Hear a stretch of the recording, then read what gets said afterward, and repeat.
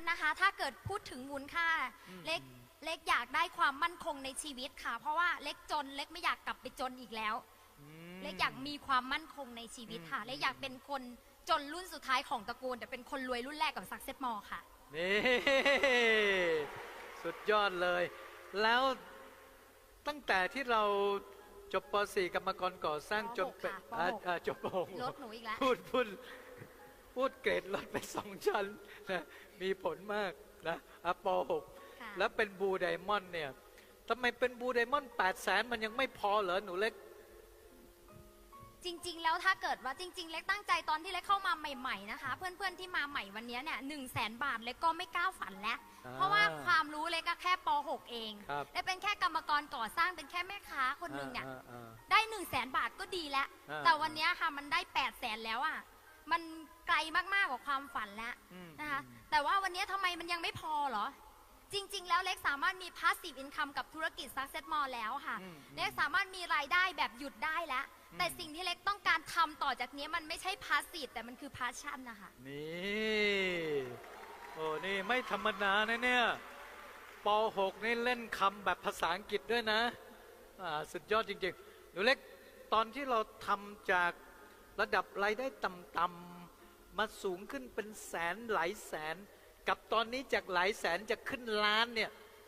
วายมันต่างกันไหมมีอะไรที่มันเหมือนและต่างกันบ้างต่างมากค่ะตอนที่เล็กทำเดือนแรกเล็กมีรายได้กับ Success Mall ทั้งเดือนนะคะทำแบบสุดๆเลย1,905 บาทเองค่ะเดือนที่2ก็ทำสุดๆได้1,905 บาทเอง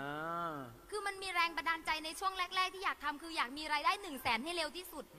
เล็กอาจจะไม่มีบ้านเป็นบางอาจจะไม่มีรถสปอร์ตขับแต่เล็กว่าชีวิตแม่เล็กก็ดีขึ้นนะคะ100,000น่ะ100,000ช่วยแม่ให้มีชีวิตที่ดีขึ้นตอนนั้นวัยตอนนั้นค่ะใช่อยากให้แม่ได้กินดีเราก็มีข้าวทุกมื้อที่ดีๆกินเหมือนกับคนอื่นเขาบ้างอะค่ะไม่ได้อดมื้อกินมื้อเหมือนเมื่อก่อนก็คือ100,000ทำให้ปัจจัย4ดีขึ้นใช่ค่ะแล้วพอสำเร็จมีปัจจัย4ที่ดีแล้วตอนนั้นคิดยังไงต่อตอนนี้เนาะต้องบอกว่ารายได้เล็กเยอะมากแล้วที่บอกว่ามันเป็นพาชั่นนะคะเพราะว่าเล็กมองคนที่ตามเรามาเขาก็มีความฝันเขาก็มีลูกเขาก็มีพ่อแม่เขาก็มีคนที่เขารักเหมือนกันเพราะนั้นวันนี้เล็กอยากจะที่ยังยืนอยากต่อสู้ทุกวันนี้อยากจะช่วยเหลือทีมงานค่ะส่งต่อทักษะส่งต่อความรู้ส่งต่อแรงบันดาลใจให้กำลังใจทีมงานทุกคนว่าสู้นะคะเมื่อเจอ Success Mall แล้วเราไม่เสียเปล่าแน่นอน 3-5 ปีกับธุรกิจเนี้ยทำให้มันสุดๆนี่คือสิ่งที่เล็กยืนยันค่ะบอกทีมงานว่ามาถูกที่แล้วมาถูกทางแล้วค่ะเยี่ยมเลยทุกวันนี้แม่พูดถึงเรายังไงบ้าง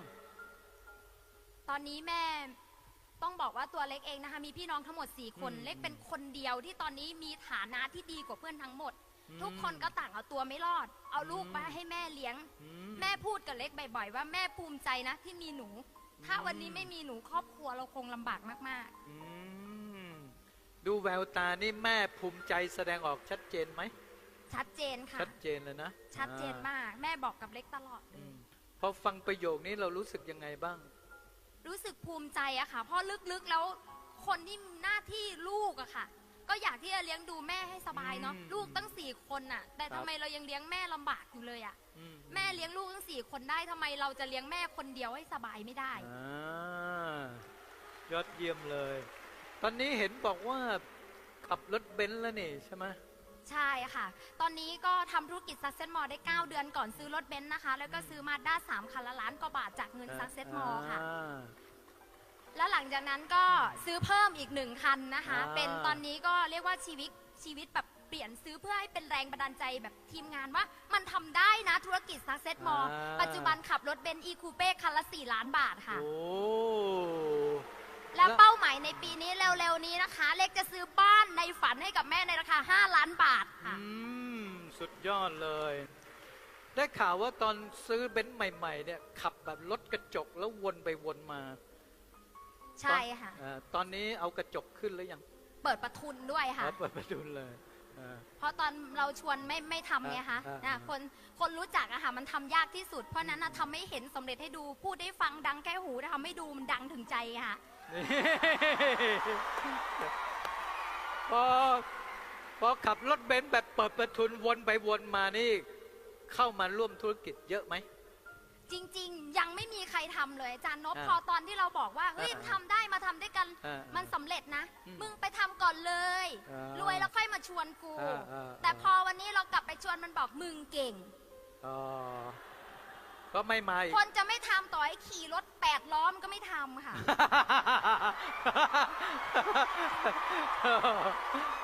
แต่ความสำเร็จของเราก็ไม่ได้พึ่งพาคนเหล่านั้นใช่ไหม ใช่ค่ะ ไม่เกี่ยว อ่า เราหาคนที่มีความฝันกับเราเท่านั้นเอง เยี่ยมเลย มันไม่ใช่ทุกคนอยู่แล้วค่ะ ที่อยากจะรวยอยากรวยทุกคนแหละค่ะ แต่ไม่อยากเหนื่อย นี่ เยี่ยมมาก วันนี้พูดให้กำลังใจเพื่อนๆหน่อย ให้ฮึดสู้แบบที่หนูเล็กสู้มานิดหนึ่ง ได้ค่ะ ต้องบอกว่าตัวเล็กเองนะคะ จริง ๆ แล้วเนี่ยมาเข้าคอร์สของอาจารย์นพเนี่ยแหละค่ะ มันทำให้เล็กรู้ว่า ชีวิตเรายังไปได้อีก ชีวิตเราไม่ได้ติดอยู่ตรงนี้ อืม เล็กเคยถูกปลูกฝังมาตั้งแต่เด็กเลยค่ะ ว่าอย่าเพ้อฝันมันเป็นไปไม่ได้หรอก อย่าฝันไกลตกลงมามันเจ็บ เราโดนปลูกฝัง mindset แบบเนี้ยค่ะทำให้เราไม่กล้าคิดไม่กล้าที่จะก้าวเดิน ครับ แต่หลังจากที่เล็กได้เข้าคอร์สวาย3 ปีครึ่งกับธุรกิจเนี้ย อืม เล็กเปลี่ยนความคิดค่ะ เล็กใช้พลังวิ่งหนีความเจ็บปวดค่ะ อืม หนีหนี้ ครับ หนีหนี้ที่เขาโทรมาทวงแม่อยู่ตลอดเวลา อ่า เล็กวิ่งหนีความเจ็บปวด เล็กฟังชีวิตของอาจารย์นพที่บอกว่าไม่สามารถตอบแทน อยากพาพ่อไปเที่ยวก็ไปไม่ได้ เล็กไม่อยากให้ชีวิตแบบเนี้ยเกิดขึ้นกับเล็กอีกครั้งหนึ่ง อืม เล็กแบบเก็ตมากเลย หลังจากนั้นก็แบบตัดสินใจลุยเลยนะคะ ก็ต้องบอกว่าเล็กเปลี่ยนจากตรงนี้ แล้วก็อยากจะให้กำลังใจทุกคนค่ะ มันไม่สำคัญว่าวันนี้เรามีเท่าไหร่ อืม มันไม่สำคัญว่าวันนี้เราเป็นใคร แต่สำคัญว่าวันข้างหน้าเราคือใครนะคะ นี่ อยากให้ทุกคนตัดสินใจที่จะเปลี่ยนชีวิต ความสำเร็จมันไม่ใช่เรื่องง่าย ๆค่ะ ตัดสินใจที่ยอมแลกยอมไม่สะดวกสบายค่ะ เพราะเรา1 คนที่ยอมไม่สะดวกสบาย จะมีอีก10 คนที่สบายอะค่ะ อยากให้ทุกคนสู้กับปัญหา มันมีปัญหาอยู่แล้วทุกๆงานนะคะมันไม่ใช่มีแค่ซักเซตมอบางคนบอกว่าซักเซตมอยากจริงๆซักเซตมอมันไม่ยากหรอก แต่ชีวิตมันยากไงมันต้องทำซักเซตมอไง อืม เพราะนั้นอย่ากลัวค่ะ อย่ากลัวกับปัญหาต่อให้ไม่ทำซักเซนมอลก็เจอปัญหาเดิมๆกับชีวิตเราอยู่แล้ว อืม แต่ถ้ามาเจอปัญหากับซักเซนมอลแล้วประสบความสำเร็จปัญหานั้นมันหายไปเลยไงคะ อืม 3-5 ปีค่ะ ลุยกับมันอย่างที่อาจารย์นพบอกมองตัวเอง ครับ ด้วยนะคะ พัฒนาตัวเอง ทุกท่านสามารถทำได้ ขนาดเล็กจบแค่ป .6 พื้นฐานไม่มีเลย วันนี้เล็กยังสามารถเป็นบูไดมอนด์เลย แสดงว่าทุกท่านก็สามารถทำได้แบบเล็กแน่นอนค่ะ ขอให้สู้ยืนหยัดเชื่อในตนเองว่าเราสามารถทำได้ค่ะ ยอดเยี่ยมเลย